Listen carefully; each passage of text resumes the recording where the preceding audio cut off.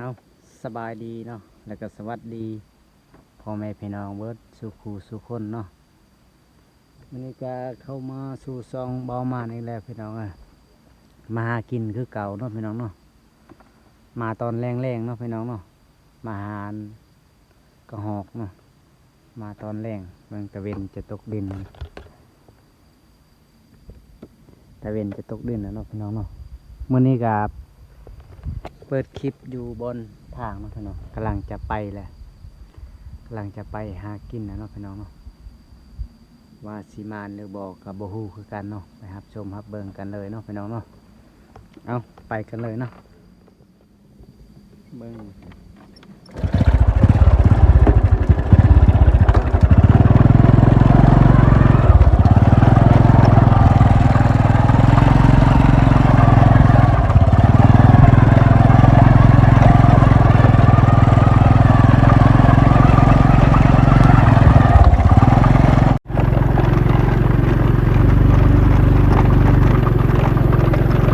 ว่าสีมานหรือบอกเนาะพี่น้องเนาะ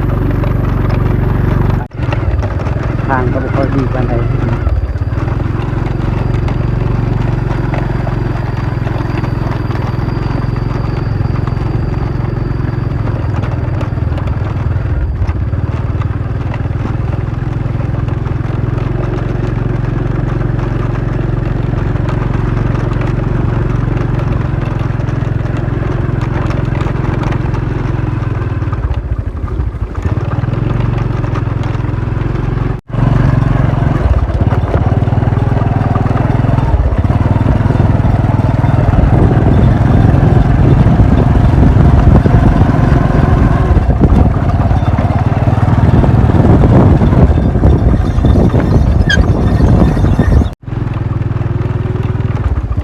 ฮอดเพื่อนนั้น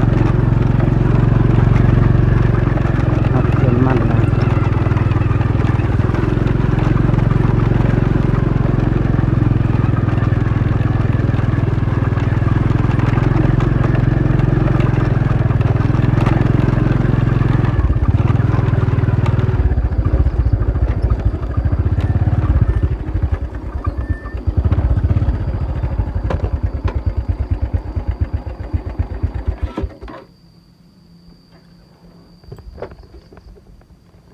นี่เนาะฮอดชวนมันฮอดเที่ยงเนาะฮอดเที่ยงเลยพี่น้องกำลังจะไปแล้วเนาะไปอ่อนพุ่นแล้วมีหันเฮาต้นไม้หันแบบอันเฮาไปอยู่วันนั้นแล้วเนาะมีต้นไม้หันมากยังกระบูแต่ว่ายันมีกระหอกมันมากินเนาะนี่นะบอลนั้นแคมมันแคมส่วนหันบอลแคมส่วนหันแล้วพี่น้องไปเบิ่งกันเลยเนาะนั่นแหละพี่น้องบอลแคมห้วยแคมส่วนนะเนาะบนห้วยทางนั้นก็มีต้นไม้นั่นจักบ่ฮู้ว่ามีมันกินหรือบ่ฮู้บ่ฮู้เนาะนี่แหละพี่น้องส่วนมันเฮาเบิ่งส่วนมันก็งามเนาะปีนี้เนาะ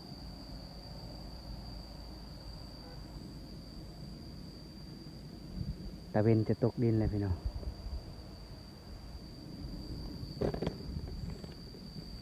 บ่ฮู้ว่าสิได้หรือบ่เนาะพี่น้องเนาะมาเบิ่งกันมาฮอดค่ำเลยเด้มาตอนนี้มาฮอดค่ำเลย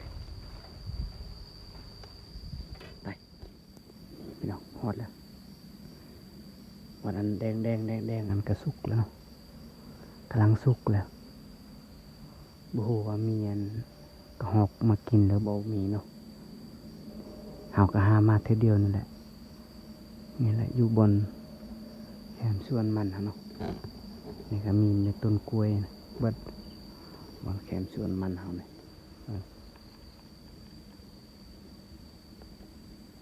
อยู่บนนี้เนาะไปอยู่บนกกมัน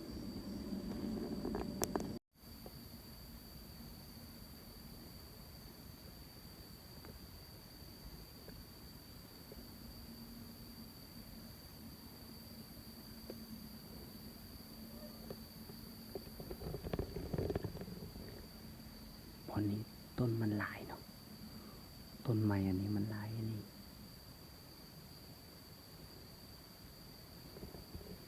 ยุงก็หลายพี่น้องเราจะมาใส่ต้นอันนี้เนาะกันยุงพี่น้องหักทามาโบราณบอกว่าถ้าเราใส่นี่กันยุงมันบอกกัดเราเนาะเบิ่งมาใส่ถ้าเราใส่ใบอันนี้กันยุงกับโบราณเนาะโบราณอยู่บนโตเฮานี่โบราณบอกว่านะ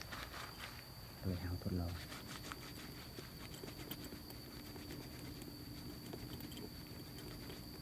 ใส่กันยุงใส่ใบไม้กันยุง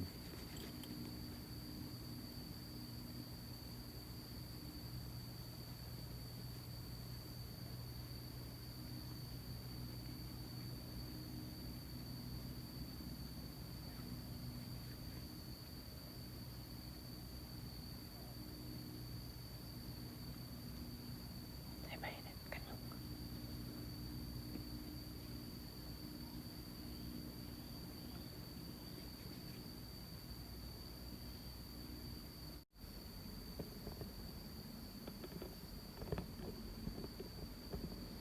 ได้พ่นนี่ลีพี่น้องมันบกัดเบิ่งยุงมันหลายอีหลีแต่ว่าบกัดได้พ่นนี่เนาะใส่ใบอันนี้ใบอันนี้ใบตัวนี้เนี่ยใส่พี่น้องกันยุงใส่กันยุงบกัดอีหลีเบิ่งยุงหลายขนาดแต่ว่าเราใส่มันหมดใส่บนให้มันทั่วมันเนาะทั่วทุกโตเฮานี่แหละบ่เห็นมันกินเนาะนกกับบ่มีกระหอกกับบ่เห็น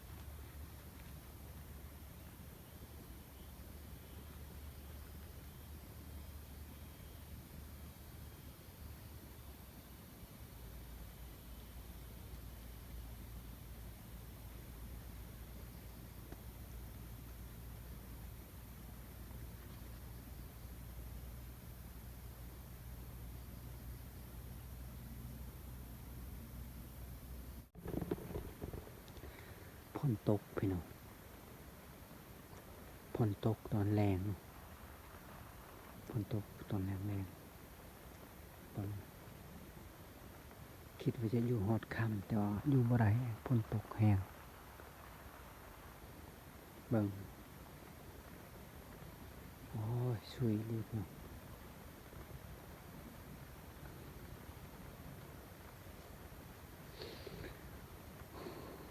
ฝนก็ตกตอนนี้เนาะมีแต่เฮากับเทียงแล้วจังว่ากับอยู่บนเทียง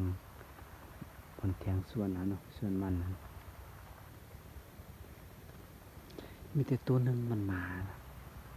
ก็หอกหน่อยอะนะตัวหนึ่งแต่ว่ามันไปต่อประธานได้ยิงเนาะหางประธานได้ยิงก็เลยมันหนีไปต่อนี่ก็6 โมงแล้วไปเนาะ6 โมงปลาย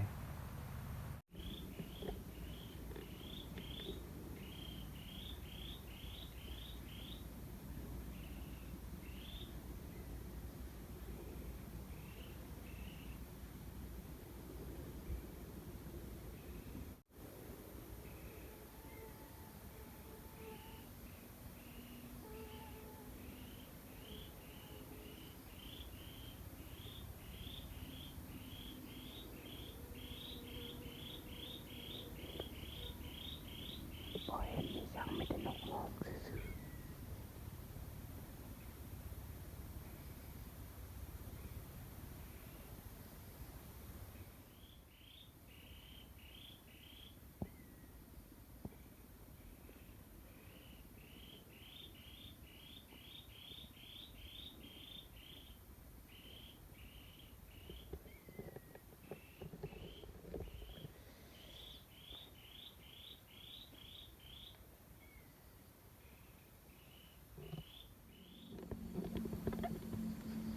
ว้ายบ่เห็นอิหยังพี่น้องเงียบเลย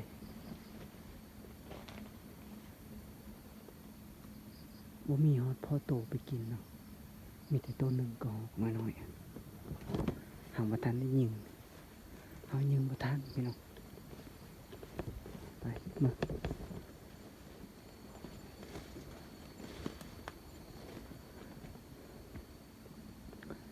ตะเวนก็ตกดินแล้วเนาะพี่น้อง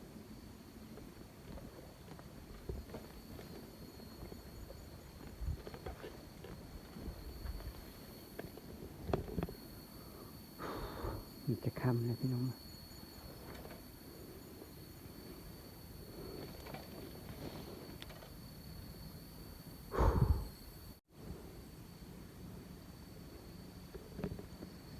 ตะเวนก็จะตกดินแล้ว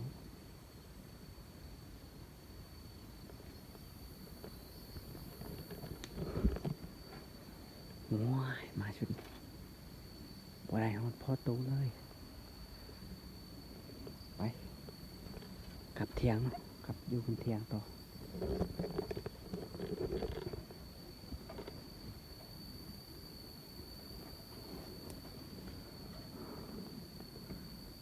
บรรยากาศก็งามพี่น้อง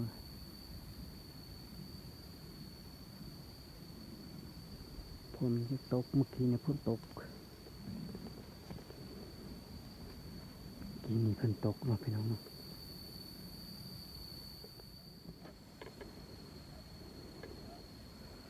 ตอนนี้ก็เป็นเวลา6 โมงกายเนาะพี่น้องเนาะ6 โมงกายมันจะค่ำแล้วเนาะตะเวนก็ตกดินเบิดแล้ว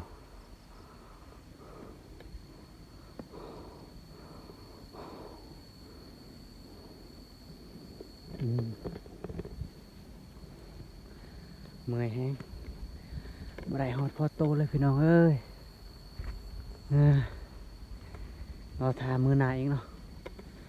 มือหนาเราต้องได้แน่นอนพี่น้องมือแห้งมือแห้งมืออีลีมือนี้เราบ่ได้มือหนาเราต้องได้เนาะพี่น้องเนาะโอ้ยบ่ต้องตกใจเด้อพี่น้องเด้อเมื่อยมาพักอยู่เที่ยงนี่เที่ยงพักผ่อนอยู่นี่แหละพี่น้องมันเมื่อยแฮงนี่แหละชุนมันเนาะชุนมันเฮาเมื่อยเลยโอ้ยนี่ต้นมะฮุงกะมีดอกแล้วเนาะมีดอกแล้วกำลังจะออกหมากเลยพี่น้องเอ้ย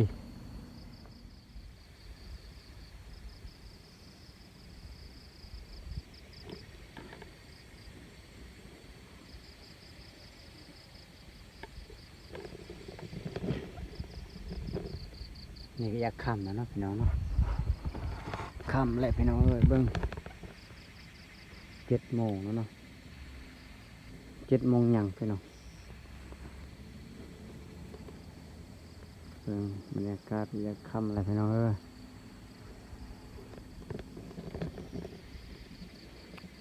ค่ำแล้วมีแต่เฮามือเฮือนเนาะพี่น้องเนาะเฮามือเฮือนมืออื่นเฮาไปหากินต่อไปหายิงนกนั่นแหละบ่มีอีหยังดอกมีแต่หายิงนกตลอดเอาสำหรับคลิปนี้ก็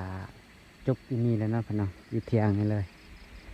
ไผเบิ่งก็พากกดไลค์กดแชร์เด้อพี่น้องเด้อเพื่อเป็นกำลังใจเด้อพี่น้องกดติดตามเฮาเด้อเพื่อเป็นกำลังใจคลิปต่อๆไปนะพี่น้องเอ้ย